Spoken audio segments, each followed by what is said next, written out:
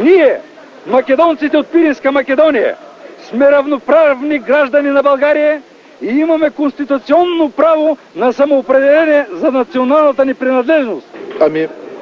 Аз смятам, че въпросът дали има в България македонско малцинство, единствен компетентен е да отговори на този въпрос само македонското малцинство.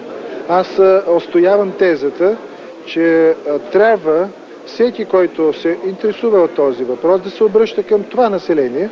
Дори имах на времето една идея да се проведе един референдум със самото население от тази област, за да може то под международен контрол да заяви, да определи своето съзнание, за да престанем и да повтаряме непрекъснато въпроса е ли то българско население или не е българско. Тъй като много пъти в историята с този въпрос той е ставал жертва на различни интерпретации на този въпрос, които са го поставили в беда. Не бих желал и занапред това да ми се случва. Колко македонци се има в България?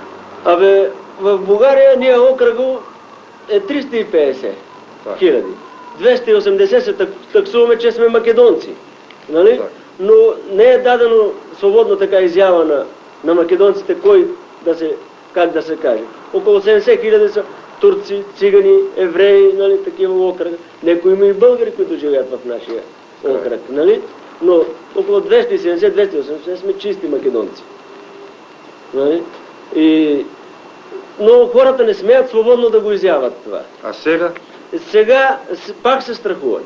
Ако се проведе един референдум, то ще се докаже има ли македонци, няма ли. Осъждан съм 2 пъти по македонския въпрос по 4 години.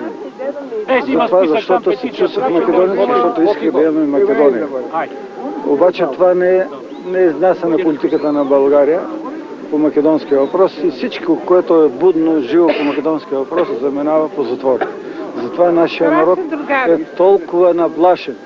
Нашия народ се страхува въобще да каже, че се чувствува Македония. Сакам да кажам некои мои мисли като млад човек с самочувствие на македонец, што обича своята земја, своята мајка Македонија.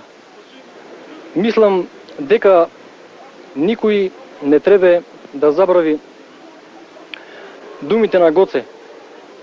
Не е ли достатъчно да се чувствуваме човеци? Не е ли най-висшето нещо да сме човеци на този свет? Това са едни думи на великанот на македонския народ, на нашиот народ, како што сме ние македонци, кои са значени за всеки човек во светот. Бил тој македонец, бил тој българин, бил тој србин, албанец, харватин, грк или од секоја друга националност. Најважното нещо на тој свет, најважното е да се чувствуваш човек, да си човек. Българин съм, но смятам, че трябва да се даде права на македонците в България. Смятам, че българи са подписали за това. Не желаем никакво отцепване от пределите на България.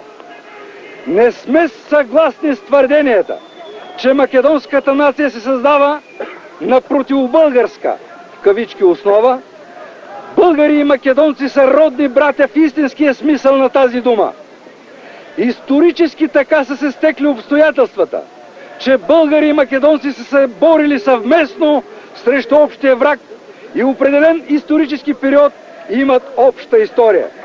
Но македонците имат свое национално освободително движение след 1893 година, което умишлено се омаловажава, изопачава или се укриват ценни исторически документи от погледа на обикновения човек. Считаме, че като граждани на България, че правилното становище по македонския въпрос, в скоби, а той съществува, независимо желаят или не отделни лидери, ще допринесе до голяма степен премахване бариерите на добросъседски отношения между България, Гърция и югославските народи. Велят да не правят българи, бе.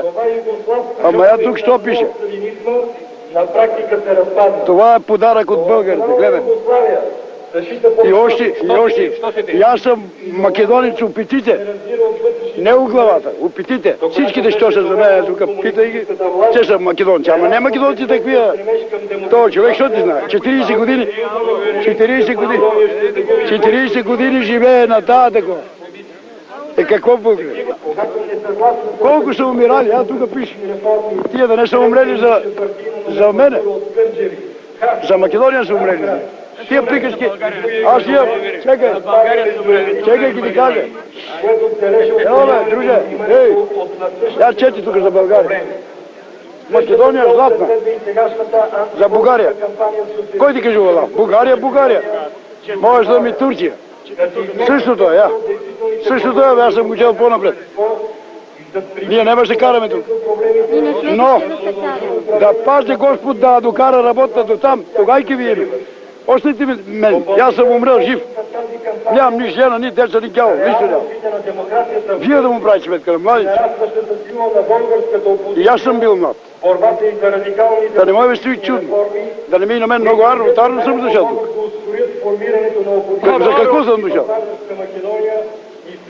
Таквия съм ги слушал много. Знаеш ли колко съм слушал такви? Аз съм на 70 години. Слушах, тази пуста глава, няма да ги слушаме. Щом не можа да му оттепат, сега вече че ми гале.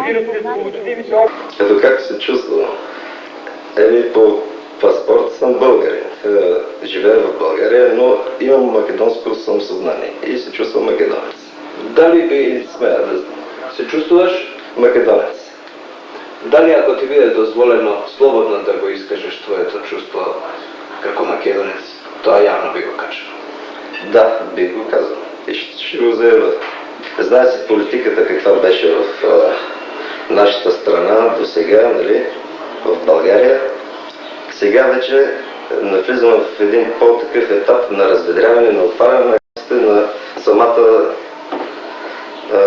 Народна република България и мислим, нали, по-нататък да има достъп и на литература от Социалистическа република Македония. За едно съвременно общество това е срамно, нали, да няма достъп на литература от Македония и на всички изследвания, които до сега бяха принадлежност на само хора от специални такива служби можеха да се запознаят с творения на разни творци от Социалистическа република Македония. Това наследство е богато и трябва